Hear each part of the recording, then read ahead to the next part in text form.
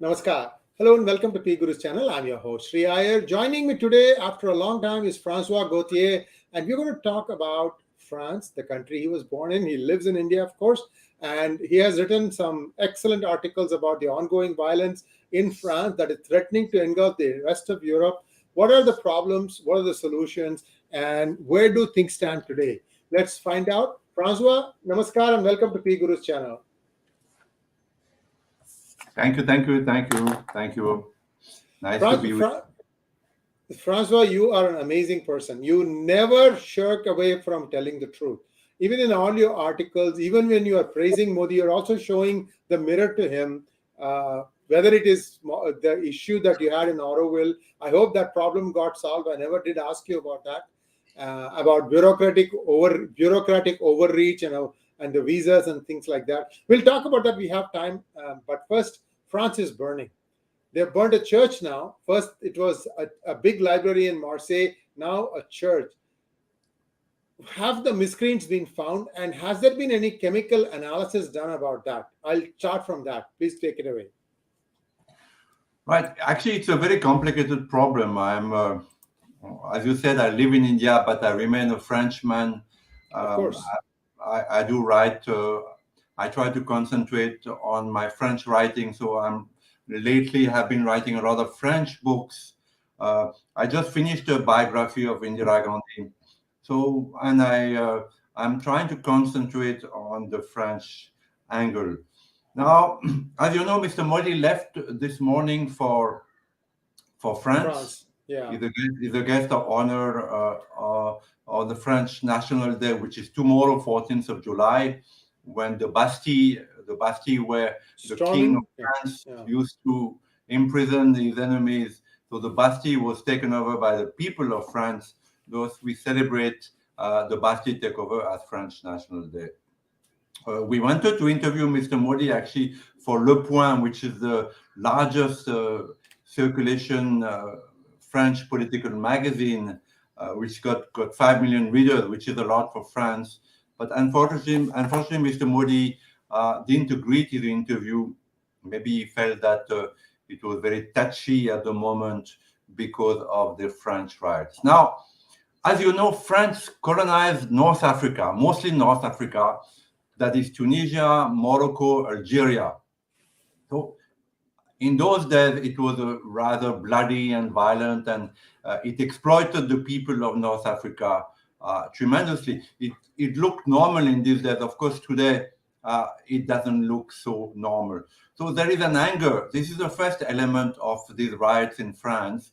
There's an anger on the part of the great-great-grandsons of those who have been colonized. You could call it, from a Hindu point of view, you could call it a karmic anger. There is a just, in my opinion, karmic anger of this great-grandson of the colonized people towards the French government and the French people.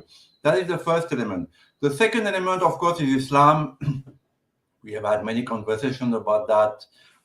Nobody reads properly the Quran. Even in France, I must say, neither the French president nor most of his deputies have read the Quran. As you know, in the Quran, there are many injunctions, many verses against the infidel, that you should slay the infidel, burn them. So, in a way, the French Muslims, apart from the karmic anger, they have also this thing in them that we are first Muslims and then French. Even the most educated, because today there's a layer, this is what makes it very complicated. There's a layer of French Muslims who've been born in France, educated in France, were very brilliant. Some of the most brilliant people today in France, comics, actors, writers, politicians even, they are French Muslims. So even in them, though they are educated, they're moderate, there is that thing about the Quran. You cannot touch the Quran, you cannot discuss the Quran, and it has to be applied. So even if those people, they were the French minister of education, I think. His name is Mbappé, if I'm not wrong. He has come out quite strongly in the favor of the rioters, of the burning, and said it was a just riot. And even some of the French deputies, white French deputies, have also supported them. So this is what makes it very complicated, is that there is that karmic anger, and then there is, the Quran, which is the French Muslims are faithful to the Quran. They feel that first they're Muslims, and second French, even the very educated. And thirdly, there is, of course, the immigrant problem. This is the third problem, is that France has welcomed a lot of immigrants, tens of thousands of immigrants, and these immigrants, though the French government is it's a very subsidized government. It subsidizes the people of France. So from the moment you're born till the moment you die, you have free medicals. The more you have children, the more the French give you money. So these people who are subsidized by the French, we've been welcomed by France. They're biting the hand that fed them. Francois, let's say a typical family of 5 children and a father and a mother. What is the subsidy that France gives them? I think about 600 euros per child. So if you have 5, so that's 3,000 right there. And then the parents? Euros, and if you're unemployed, and many of the Muslim immigrants are unemployed, whether willingly or unwillingly, you get another 1,400 euros. So 3,000 euros plus 1,400 comes 4,400. And the medical is subsidized, so you don't pay anything for medical. Even if you are, in a hospital and you've broken your leg, the French government pays for it. The transport is subsidized. The French transport, one of the best in the world. Sport is subsidized. All the stadiums, many of the stadiums in France are subsidized. So the French government is a very generous government, because there were generations of French government in the 30s, in the early 30s, which were, communist or left-leaning, and they made sure that you get 1 month's holiday in France, and it is paid. That 1 month is paid either by the company or the French government. So France is it's a privileged country. It's a privileged country. So it makes me sad to see, on the one hand, that these rioters are burning churches, as you said, and on the other hand, they get support not only from the moderate Muslims, some of them who are ministers, but also from the media, like Le Monde or France 24, which is the news channel of France. It is both in English, French, and Arabic. They have given a lot of support to these writers. Now,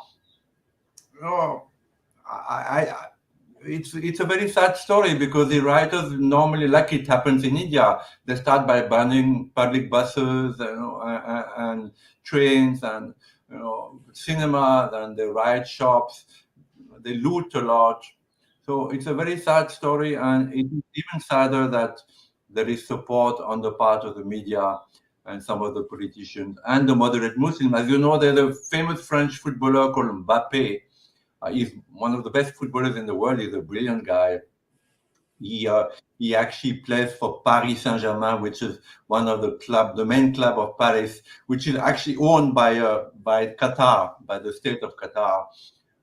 And he's extremely rich. These people earn, like, I don't know, 500,000 euros a week. 400 or 500,000 euros a week. You can imagine how much money they earn. So he came in the support of the rioters, and of course, because he's famous and loved and beloved, and by both Muslims and white French people, it has an impact. And so these people are not conscious of what they say and the consequences of what they say.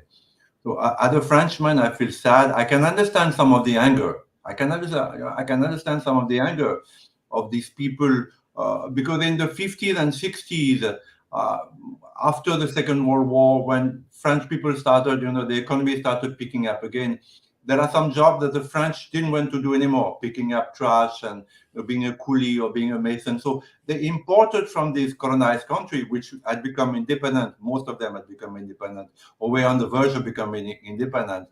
They imported cheap labor. And so these great-grandsons are the great-grandsons of the cheap labor that France imported and exploited, because they were badly paid, and they were not looked upon. When I was in school, the children used to speak in a very derogatory manner about these people. We used to call them biko. Biko means Arab, but it's like a slang word which is negative and superior minded. So yes, there is an anger which I can understand, but on the other hand, there's the problem of the Quran that nobody reads, and there's the problem of the immigrants which are flooding Europe. It's like Europe is on the self-suicide drive, that they're welcoming so many immigrants that Arab countries are not taking, neither Saudi Arabia nor Qatar. They're not taking these immigrants. So why should the French or Belgium take these immigrants, which the Arab countries which have so much money that they're buying football clubs and they're buying banks and they're buying hotels and they, like Emirates sponsoring most of the sports in the world now are sponsored by Emirates. Why do this country not take these immigrants? So it's a complicated problem, but I think it's good that we talk about it. And I'm one. My eyes were open in Kashmir actually about Islam and the Quran, because before that I was like most Frenchmen. Most Frenchmen are ignorant. They don't understand. They have not read the Quran. They think that all religions are the same. They think that Islam is a religion of peace. But of course, these riots must be opening their eyes. I hope. Thank you. I was just having a glass of water. Francois, does France allow madrasas?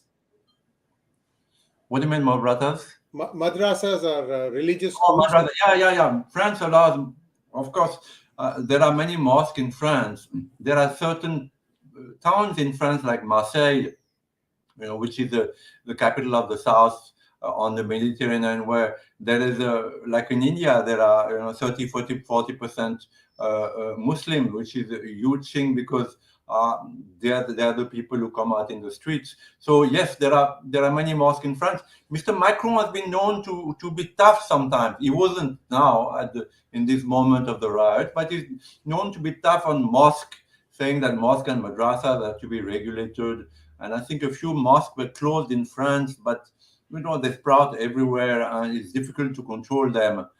And the French, let's face it, they also have a complex of guiltiness. They feel, we are all Christians, mostly Catholic. France is a Catholic country. The concept of sin is very strong in Catholicism, that if you commit a sin, then you have to pay for it. So there's a complex of guiltiness in France. This is one of the reasons why the French politicians are not very hard on Islam and the rioters, because they feel guilty about the colonization and the exploitation of Arab people. But as far as mosques and madrasas are concerned, yes, they are there, and from time to time, France clamps down. Now, I must say about France, remember when this Charlie Hebdo happened, that two terrorists killed an entire editorial staff of the satirical newspaper Charlie Hebdo, which had done a cartoon of the Prophet. The entire France came down in the street. So there is in France sometimes an awakening that the French people come out together to protest peacefully, mostly, about things. So, but in the case of these riots, it has not happened. On social media, there's a lot of outrage, like there is in India. But social media has a limited, it has a limited power. So we are in social media, so we know about it. But it has a limited power. The mainstream media is still very much pro-Muslim in France. Most of it, except maybe one of two French right-leaning newspapers like Le Figaro, for whom I work. But even then, these are very careful. So yeah, the media is still with the rioters, and the political class. Many of the political class came in favor of the rioters. So it's a complicated situation, and I think it will happen to other countries. Countries like Sweden and Norway, which had longer closed their eyes on immigration, they also have problems and are going to know more, to face more problems with the Muslim minorities. Francois, I'm seeing now videos of illegally people arriving by boats, whether it is Spain or France or the United Kingdom. Aren't the postguards doing their job? How come these people are able to sneak in? See, again, guiltiness. Well, these people are going to drown. Recently, I don't know, in Greece or somewhere, 600 people drowned. So what do you do when they know, these immigrants know that they're going to be welcome because they come in flimsy boats. They have they have no clothes. It's cold. So they know that ultimately they'll be taken, because the white man has a sense of not only guiltiness but a sense of goodwill and a sense of charity. Charity is an important concept in Europe. The way Mother Teresa practiced it, not the way seva, the real seva of the Hindus, but charity in the Christian sense. So most of the immigrants know that ultimately, even if they have to stay on the water 2-3 days, kilometer away from the coast, they will be taken. So there is a cynical approach from these Muslims who are coming to Europe. Some of them come with money and cell phones, mobiles, not that poor or desperate. They're not political refugees at all. They're just economical refugees. But once they're there in Europe, they remain Muslim before being Belgium or French or Dutch. This is a great problem that nobody wants to understand. That I understand, because I saw it in India. I saw it in many places in India, that I saw good people, nice people telling me, my first faithfulness, my first allegiance is to Islam. Educated people. I remember in Kashmir, and this opened my eyes. I had friends in the army. My wife's uncle was a general in the Indian Army, and they gave me contacts of retired High Court judges in Srinagar and professors in the university in Srinagar. Because I'm a white man, I'm a journalist, they would talk more frankly to me, and ultimately they would say, yeah, we feel closer to Pakistan because we are Muslims. We don't feel that we're Indians. So the same thing is happening in Europe, and nobody understands. The French, I don't think Mr. Macron himself understands that the immigrants that they're taking in, they may have a sense of relief and a sense of gratitude in the beginning, but they remain Muslims. And so if it comes to cracks, if it comes to rioting and breaking and looting and killing, they will do it because they don't feel that they owe anything to France. Their entire owing is to Islam and to the Prophet. This is their only thing. There is nothing else. So it's a big problem. Even as I said, even among the educated, there are some brilliant French Muslims. It is not in India. It is not like that. But in France, because it's a smaller country, maybe because education is something that everybody has to go through. There are some brilliant French Muslims. Not only brilliant in the sense of highly intelligent, but of highly cultured, highly refined. But if you in the end, some of them, there is a very famous French series called Hospital. It's a satire of another American series. So there is an actor there who was such a brilliant actor, but in the end he says, yes, I'm a Muslim. I'm a Muslim, and I will fight for the Muslims. So this is the problem that France is facing. And they don't understand. If only the French could see the truth, then there would be more discrimination. They would welcome less immigrants. They would be stricter in terms of mosques and madrasas. But even in India, I see that most of my Hindu friends don't understand. They still have that Nehruvian outlook, that all religions are the same. And I'll go to a mosque. It doesn't matter if a Muslim will never enter a Hindu temple, but I'll go to a mosque. My wife is like that. She went to France. My father took her to a church. She had no problem. She had no problem going to a church because she's a Hindu, Sikh, and all the religions are the same. God is Mohammed and Krishna. Buddha, Jesus Christ. Complicated, yeah. Francois, the taxpayer is getting burdened more and more. At some point, the system will not be able to support this because the people who are coming in, how do you retrain them? Let us say there are some jobs available. See, that supply and demand has to meet, and that can only happen if there is an orderly immigration where you can have a merit-based immigration or skills-based immigration. This is a recipe for disaster, my friend.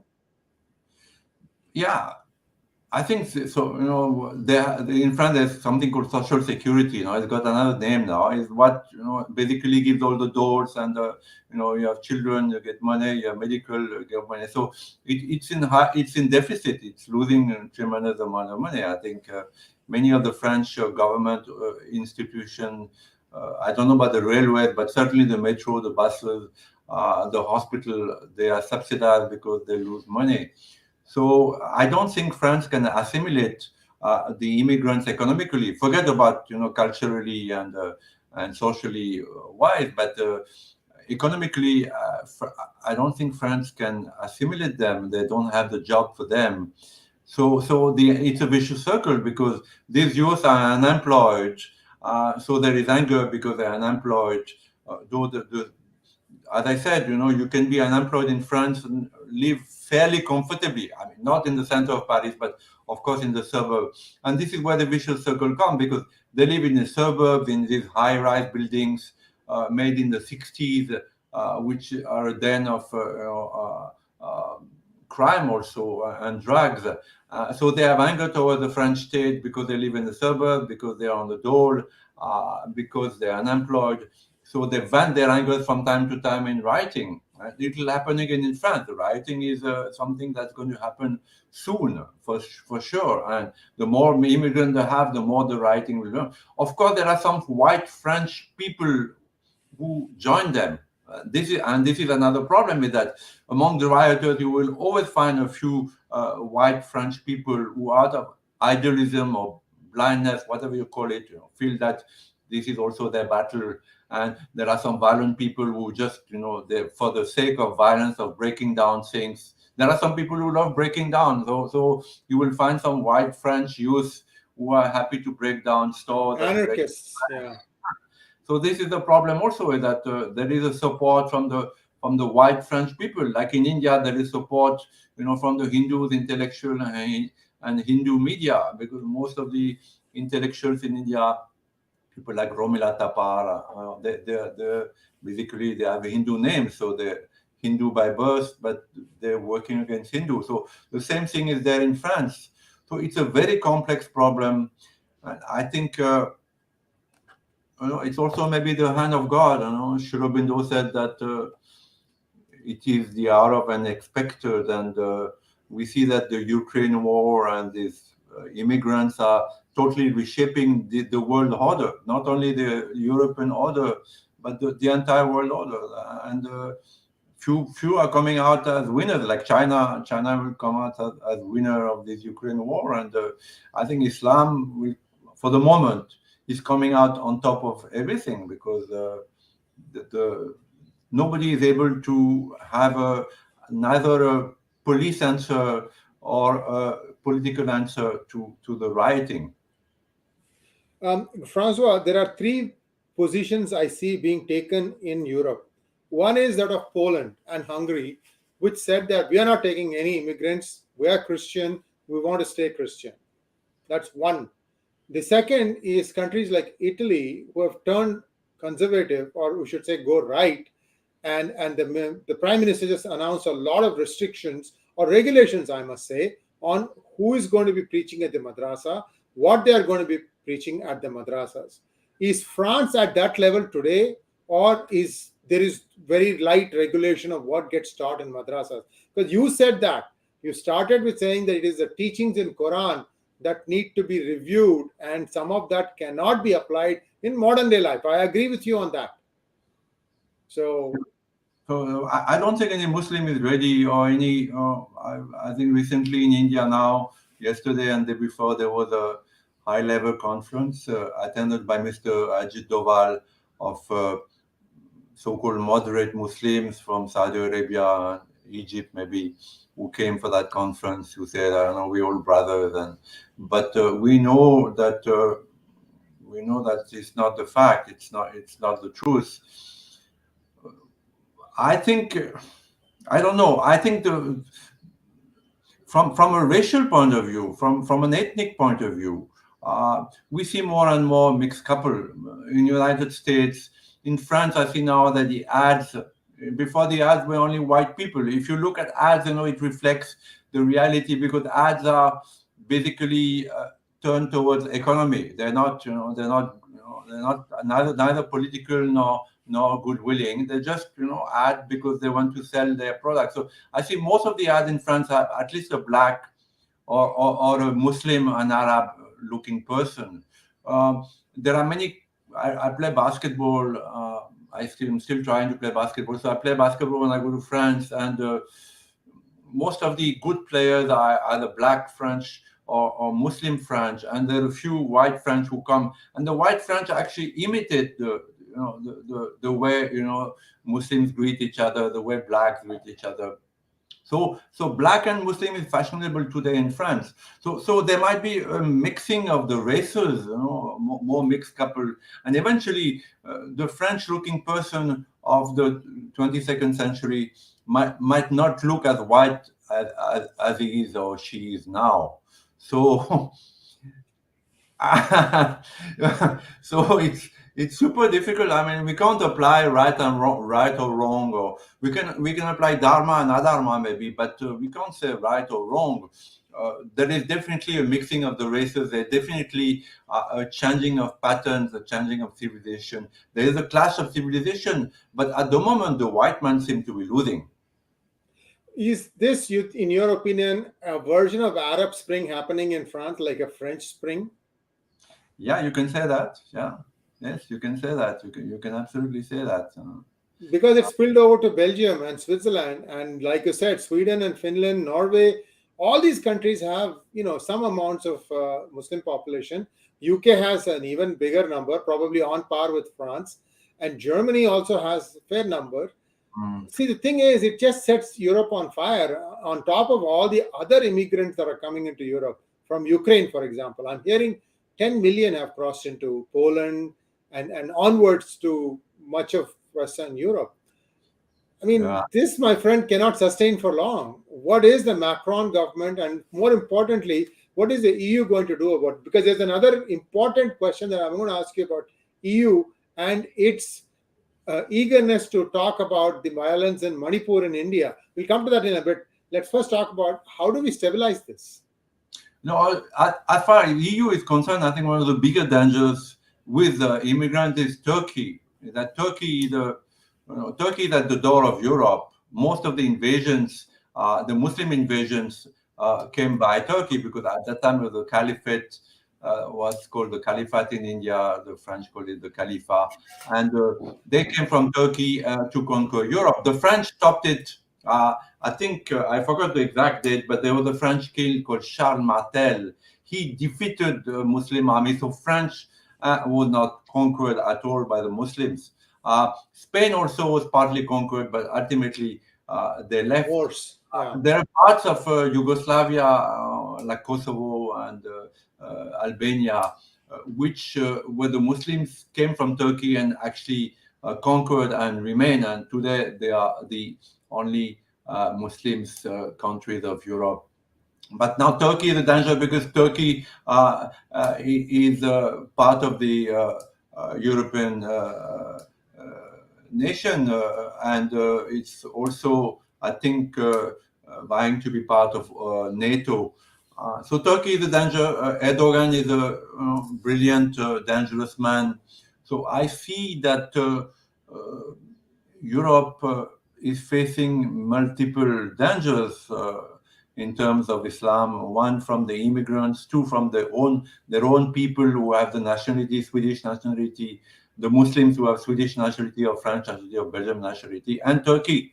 Turkey is an element that nobody talks about, but it's a big nation, powerful nation. It's at the doors of Europe. Now, you talked about Belgium. But there's also blindness. The Belgian people were very blind and very stupid. They also colonized, and the colonization was extremely brutal. Much more than French. Congo, yeah, yeah. Yeah, the Belgian people committed genocide. So they're paying the price today, and the price meaning that they've been very stupid, and they've accepted tremendous amounts of Muslim immigrants, and there are certain districts in Brussels and other places in Belgium where the police can't even go unless there are 2,000 of them. So Belgium is facing a problem. What I want to add is that. It's not black and white.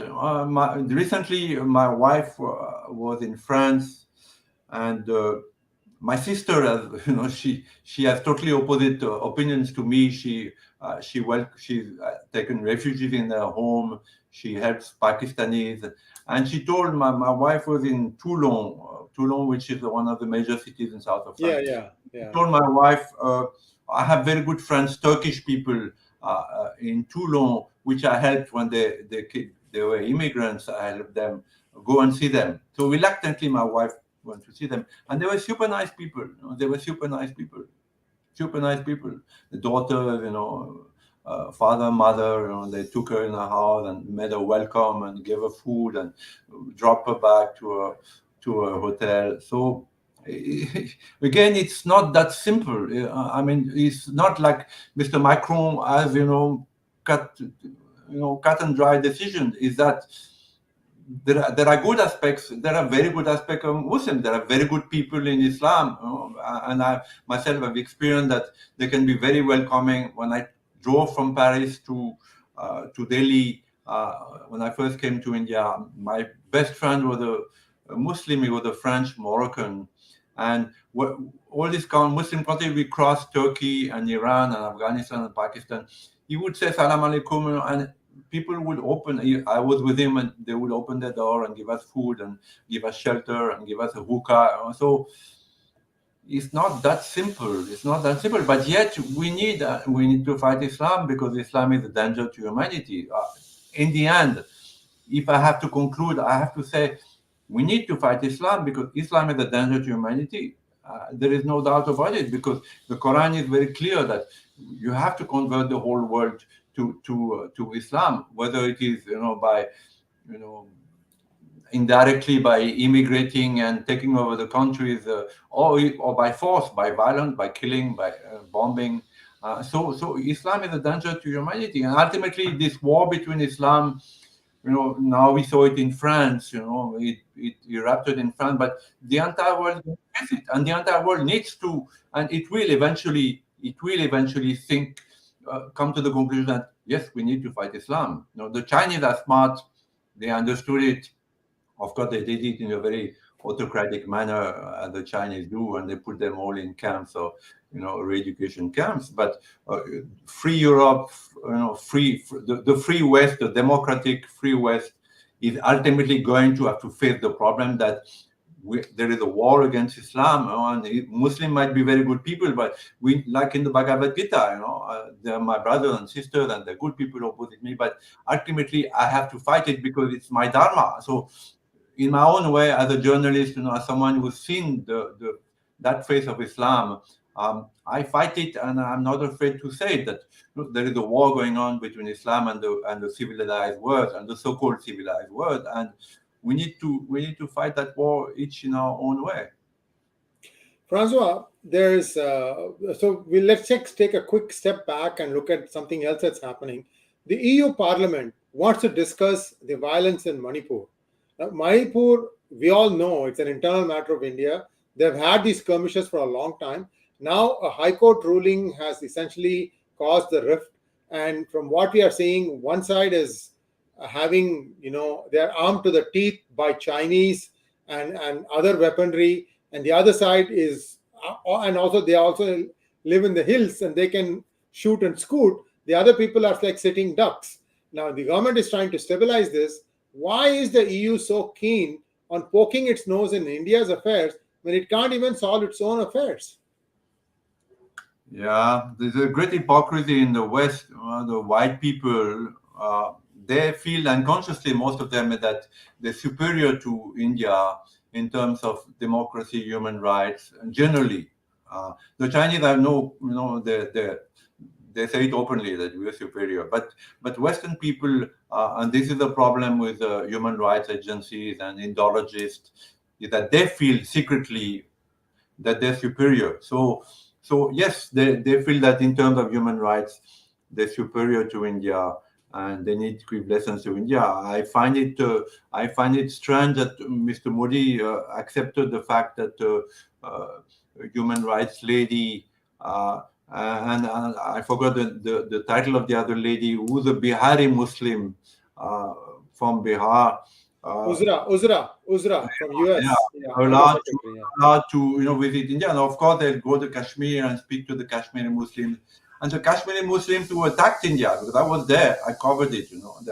The Hindus of Kashmir had not done anything wrong. They lived in, brotherhood. They used to go to the Sufi mosque and celebrate the Eid with them. They had done nothing wrong. So the Kashmiris who actually killed and chased out 350,000 of their brothers and sisters and went to war against the government, to they portray themselves as martyrs, and I'm a militant guy, and it angers me tremendously that these people are managing today, to pose themselves as martyrs, as victims of human rights, whether the one who attacked India. I was there, I saw it.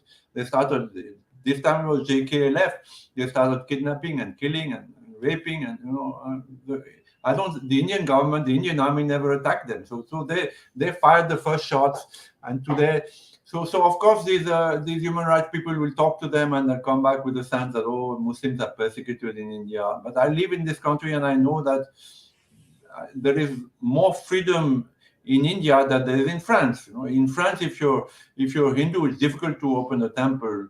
If you're Amritananda Mai, it's difficult to open ashram because the villagers oppose you, thinking that you're a sect. So there is more freedom of religion in India than there is in France or United States, which is a profoundly Christian Protestant country, and where the president swears on the Bible when he's elected. So great hypocrisy and great injustice. But again, what to do? I mean, I say it, but it didn't make much difference in my country in the last 30 years, where I have said that India is a place of great freedom, and I have never been asked my passport in the street. I'm a white man. I've been to the most remote places in India. I've never been aggressed, never been mugged. So ultimately, it's economic power. Like Mr. Modi is going to France now. Apparently, he's going to buy these Rafale and Navy. Rafales and Scorpions, yeah. They're going to keep quiet. I mean, maybe they will do a few token things about, because Mr. Modi is profoundly hated in France. The media, he doesn't know that. Mr. Jefferlo, they control the media as far as India is concerned. So Mr. Modi is profoundly hated in France. Because I tried to write a biography of him in France. Nobody wanted it. Whenever I go to media, they hate Mr. Modi. This is why I wanted to interview him for Le Point, which is a center-right, neither too right nor too left magazine, which would be have a more positive. But he did. So I don't know, because even Le Figaro, which is a rightist paper, hates Mr. Modi. They write articles on India with again the BJP, and which are terrible, full of untruths. So unless Indians are a little bit tougher also with the Western media and Western human rights, like the Chinese are. The Chinese don't take no crap from Westerners, and they say, okay, we won't buy your Boeings. We won't buy your Airbuses. Go to hell. We go and buy Boeings. Actually, I was going to come to that. The Airbus is not the most economical aircraft for India. There are better choices. I mean, like Boeing might have given them a better choice, but Indigo, which is a private airline, of course, is buying 490 or 500 A320 variation called Neo.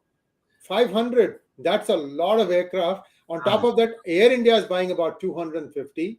So there's a fair amount of business that has come Airbus's way from India. And the least the French people can do, I mean, the media should understand that, and on top of that, all the defense purchases, there's a fair amount of orders coming France's way, and the least they can do is to appreciate that this is a country that is growing and that is acknowledging that France is a good partner to work with. So I don't know where this is going to stop, but clearly, Francois, the answer to your other question, India is coming and playing more on the front foot. Cricket parlance, you understand what playing on the front foot is, not always being defensive. They have been very vocal lately. Dr. Jaishankar has taken a little bit different approach on that. And again, I and many other UK and US based social media were centrists. I'm not a Democrat. I'm not a Republican. I'm not a BJP person, nor am I a Congress person. I just see it. I say it like the way you say.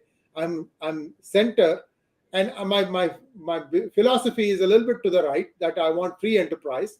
Capitalism is the least worst. That way I call it. And whatever it is, there is a little bit of change. India is pushing back hard now, and we have to wait and see. It's going to take some time to change mind. So we'll have to wait there. Francois, there are a few questions from our viewers, if you don't mind answering. I know I told you 20 minutes. We've been talking for 40 minutes. It's a very passionate discussion, and our viewers are loving it. There are about 5 or 6 questions, if you don't mind taking them. Yeah. Will what's happening in France spread to Europe? Yes, it's already spreading. I think it's already spreading to Europe. Other places, though, in France it flared quite strongly. What's the way out? We talked. I think we talked a lot today about the way out, or how to tackle this. The way out is that the world has to face the fact that that Islam needs to be fought, and Islam needs to reform. The Quran, can remain in its purity, but there are certain aspects, certain verses which need to be taken out in terms of war against the infidels and war against the Jews and killing the Jews and killing the Christians. These verses need to be taken out. But who will take that? That initiative in the Muslim world? I don't see anybody at the moment. I only see these conferences like what happened in India yesterday and the day before, that some moderate Muslims come and they say yes, we are brothers and sisters, but it doesn't change the fact that secretly or openly they think that Islam needs to be accepted by the entire world. So there is no way out. If your question is what's the way out, there is no way out except Islam reforming or Islam imploding. I think ultimately Islam will implode because there was that huge train accident in India where 700 people died. Now there were some rumors that it was one of the engineers, Muslim engineers, who changed the lines and made this train crash. So I don't know if it is true because it was never substantiated. But there is a mistrust coming in the world about Muslim pilots and renting your house to a Muslim, which is not always justified, but ultimately it will increase more and more because when there are riots like this happening in France, the ordinary Frenchman, not the politicians, not the media, the ordinary French person, starts mistrusting Muslims. He sees the Muslim coming on the street, he sees the moderate Muslims like this footballer Mbappe coming out in favor of the rioters, and he says, "Oh, but this is no good. I can't trust these people." So I think there's going to be a growing mistrust, economical mistrust also of Muslims in the world. That I have, I'm going to employ a pilot. If he's a Muslim, I have a little doubt. So this is going to grow more and more. So ultimately, it may be, this is my imagination, but it may be that Muslims all over the world will opt out, of being known as Muslims. And like in India, there are many Christian and Muslims ex-Muslims, who don't give their name. So, but at the moment, there is no way out. Thank you so much. Next question, please. Well, Vishal, thank you so much. Why common sense is not so common? This is a very good question, actually. That's a very good question because common sense is, Shobina said, that without common sense, the mind, okay, we're not talking about the intuitive mind, about the supramental mind, about, a consciousness which is divine, more divine. We're talking about common sense. People don't have common sense. People don't have common sense. There's a cattle mentality. There's a politically correct mentality. If you see in tennis, for instance, every tennisman does like this, no? No, actually, there was an American player called Connors, Jimmy Connors. Yes, He's the first Jimmy one Connors. who started doing this, He Yes, used to yes, play yes. against, Borg or, against these people of that time, Vijay Amritaj, and he used to do like this every time. And he started this, and today every tennis player is doing that, in anger, not like, I'm happy to won the point, I'm happy to have put a goal, but just anger, So there's a cattle mentality in the world which makes you lose your common sense, I mean, someone will say Islam is good. I think the Russians, the Soviet Union started saying that we need to cooperate with the Arabs. And one day everybody followed it without thinking. Someone will say human rights in India are abused, Muslims are persecuted in India, and the entire world will repeat without thinking. That maybe it's not true. Maybe without looking. I mean, I have been labeled as an Islamophobe, as a pro-Hindu dangerous man. But these people like Jafar Lowe, they won't dialogue with me. Every time there was a chance that me and Jafar Lowe come face to face and dialogue, he will say it's either me or Francois Gautier. He's more famous than me, and he's more, politically correct than me. So it was always him. So common sense is not common because people have a cattle mentality. They just follow what is politically correct. They just follow the fashion of the moment. Everybody does the same without thinking. If you have to choose, I would choose Connors over McEnroe. McEnroe had an even worse temper and disposition. Oh my God. All the line calls, he would argue and argue and argue. So at least that part is not there anymore. We have very decent people playing. I mean, they don't show their... Not anger. Winning is joy. Okay, you win, you're joyful, not angry. But now winning is anger. And there was one man who started this, in tennis. It was Jimmy Connors and maybe McEnroe, I don't remember. But Connors is the one who started pumping his fist like that. Yes, Nobody doing it then. Nobody. No player. Bjork would win a point.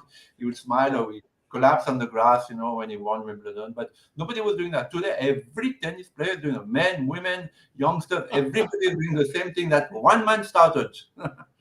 Maybe the last gentleman tennis player was Pete Sampras. Pete Sampras was very regular. He rarely showed any emotions, came, played his game, and left. So, but thanks for going down memory lane about tennis. I don't watch it anymore. It's just So next question, please. Watch it. Some good games. Raghunandan wants to know: will we see the rise of fascism in France and Europe? There are no moderate Muslims. See, this is the answer of Jafar Lowe and these people, the leftists, is that the danger is the right wing. The right wing is more dangerous than the Muslims, but that's not true. Next question, please. Rahul Rathod wants to know: has Christian lost hope and given up to radicals because these extremists are burning Europe and raping girls and are involved in criminal activity, but there is no reaction from the society? No, but I want to answer the first question because I think it's an important question. Is that the easy way out is to say, okay, right wings are more dangerous than Muslims and rioting, but it's absolutely untrue because it's the same thing is happening to India, that they would say, like Rahul Gandhi would say privately to the American ambassador that Hindus are as dangerous as Muslims, or more maybe.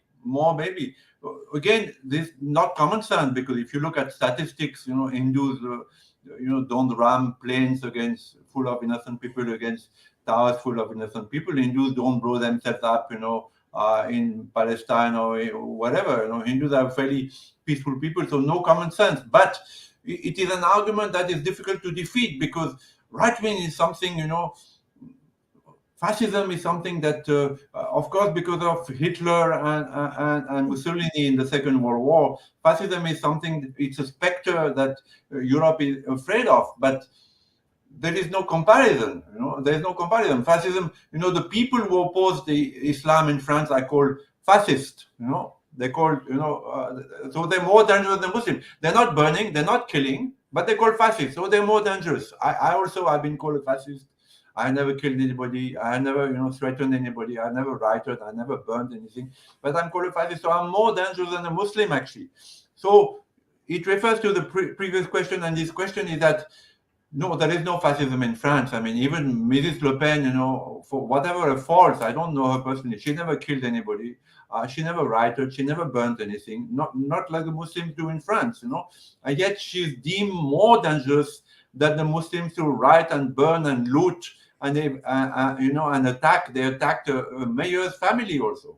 They went against a mayor's family. The wife and children who were sleeping in their home of a mayor, known to be, not pro-Muslim. So I don't see Mrs. Le Pen killing anybody or rioting or burning, but yet she's put as something more dangerous than Islam. So there is no logic in your question. There's no logic because the question doesn't make sense. Well, you mentioned about I lost my thought. Let's go to the next question. It's all right. Rahul Rathod wants to know, has Christians lost hope and given up to radicals? Because these extremists are burning Europe and raping girls and involved in criminal activity, but there is no reaction from the society. See, it's like in India, the majority keeps silent. The majority keeps silent. The great majority of India are Hindus, and at least 75%, they're, 1.3 billion Hindus in the world. Actually, you don't see them, manifesting, and when they manifest, the few Hindus come to the UN, maybe 20, 25, and it has no value, no power. So the same is true of Europe. The majority of French people or European people do not reflect what the political leaders think. The political leaders might be thinking one thing which is actually not in tune with what the majority people think. So I don't think they've lost hope they've given up to radicals, because they're still the majority. Muslims are still a minority in Europe. Okay, they're growing in some places, like in India, some places in West Bengal or Assam, there are 30-40% Muslim, but still the Hindus are majority. So as long as this majority is there, even if it is silent, ultimately it comes out, when the Hindus erupt, like they erupted in Gujarat, they erupt with great fury and great pent-up violence. So, no, I don't think they have lost hope. It's just that they're silent. They're silent. Next question, please. Pawan Kishore, is it safe to visit Europe at this point of time? It's safer than going to Kashmir. I mean, a lot of my friends are going to Kashmir. I don't think Kashmir is a safe place, because whatever the government of India does and subsidize, like the French subsidize the Muslim, every Indian government, from whether it is Congress or BJP, has poured billions and billions and billions of rupees into Kashmir in the hope that the Kashmiri Muslims of the Valley of Kashmir will merge it to India. But I don't think the Kashmiri Muslim, they still think that they're not Indian. So yeah, it is safe to visit Europe. Absolutely. It's a safe country and it's a beautiful country. And please go. Next question, please. And let's make this the last one. Rahul Rathod. No, next one with the Rahul Rathod. Yeah. Thank you, Ameya Rupal. Francois, will there be a Frexit, and will that help control flow of immigrants? And do you support dismantling of EU like most right-wing parties do? No, I think European Union was a good answer to the might of America. There have been so many great leaders, whether it is Napoleon, whether it is Schroeder, who said that European Union was important. And it happened. I think the French were at the vanguard of that union. It happened, and I think it should stay. Because it forms a bloc which can both counteract the power of Russia and the power of America on the other, which are always fighting each other. They're fighting now by Ukraine, by proxy. So European Union, I think, is important, and it will not go. Again, there has to be an awakening of the consciousness in Europe that we need to stop or limit the flow of immigrants. Only when that comes, it will happen. But I don't think the breaking of Europe will help at all. we need to go towards unity. We need to have a world which is more together, more, and not small nations which are fighting each other. We need so many permissions to go, and we need a world where we can travel more freely, which is not the. I mean, of course, COVID made it worse, but it's not the way now. Is that we have a world where it's so complicated to travel. There's so much security now in airports. It's such a pain to travel now. It's such a pain. It used to be beautiful to travel, take a plane. You could, in those days, you could have someone else ticket and travel. Now there's so much security, and again, this is due, people don't think, but it is due to, it's mostly Islamic terrorism. Security Yes, that you have to, 9/11 is when you have to bear 9/11 is when it turned totally. Yeah. the difficulty of traveling to countries is because of Islamic terrorism. So, no, I don't think the breaking of Europe is a good idea. I don't know if it'll happen. It's not a good idea. Thank you so much, Francois. I'm sorry I took longer than I expected. I thought it would be 30, 40 minutes. It took a little longer than that. But it was a pleasure having you on our channel and listening to you. And viewers, please like, share, and subscribe to our channel, and share your thoughts by way of comments. Francois, if he has time, maybe he'll be able to respond to some of the questions when he has time. But Francois, thank you so much. I didn't get to ask you the last question. Is Okay. How are things at Auroville? What is happening in France? But what's the question? I can't see it. Auroville. How are things at Auroville? Auroville. But Auroville, no, things are bad. Actually, things are bad because that lady, Yes. Dr. Shanti Ravi, who used to be in Gujarat, she was a collector in Godhra, and she was also part of Sonia Gandhi's advisory board. She's become a dictator in Auroville, and whoever resists her, she tries to throw out. So recently, she threw out a young Frenchman born in India who was an Indian partner. So she got him a quit notice. And just now I was in Delhi. I was hoping to meet Mr. Modi for the interview and tell him about it, but the interview didn't happen because another Frenchman, a very well-known architect, who was actually the world leading architect in earth architecture, in earth blocks. He's a leading UNESCO. Actually, UNESCO sponsors him. He works in India with the Indian government. So she managed to give him a quit notice, and official, because there is no real accusation against him except that he pointed out some irregularities in the making of the huge roads she's making through forest of Auroville, cutting the forest. So he pointed out that these roads, which she's making with the PWD, the road department of India, are not up to standard. So she managed to get him quit India notice. So I took him to Delhi, and I met a few officials in Delhi, the immigration commissioner, the joint secretary, foreigners, people who know me. But I was not able so far to revoke that quit notice. So I was hoping that Mr. Modi, the last 5 minutes, I would have given him these 2 files and other people that she's planning to eject from India, other Westerners. But I didn't manage to meet Mr. Modi. So he knows about it. I've sent him many messages that this is happening. And I think he knows about her also because there have been other accusations against her when she was in Gujarat. But so far, I've not been able to do anything. And so Auroville is at the moment in very difficult situation because she's taken over all the institutions, all the elected bodies of Auroville. She's removed.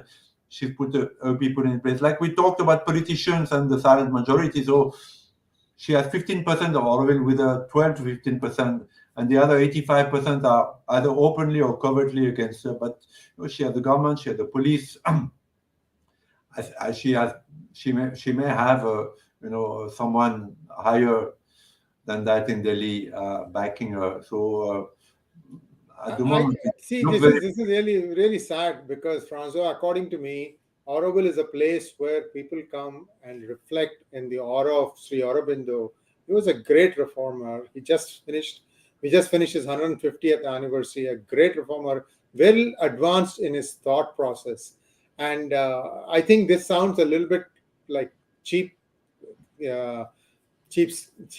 thinking, but I'm sorry that I think the PMO needs to look into it. Sometimes they do watch our program, so I'm hoping that some action will be taken, and the gentleman will eventually.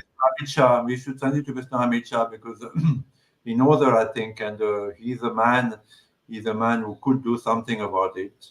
I mean, I hope that y- she that video yeah. that she's wrecking Auroville. She's breaking Auroville, and the government of India, which has always been the Congress, in particular, Rajiv Gandhi, and there were ministers in the Congress with whom I have different political opinion. That Manishankar Raya, Arun Singh, they were very helpful towards Auroville. And Mr. Modi, when he came to Auroville, I think was fairly happy with what he saw.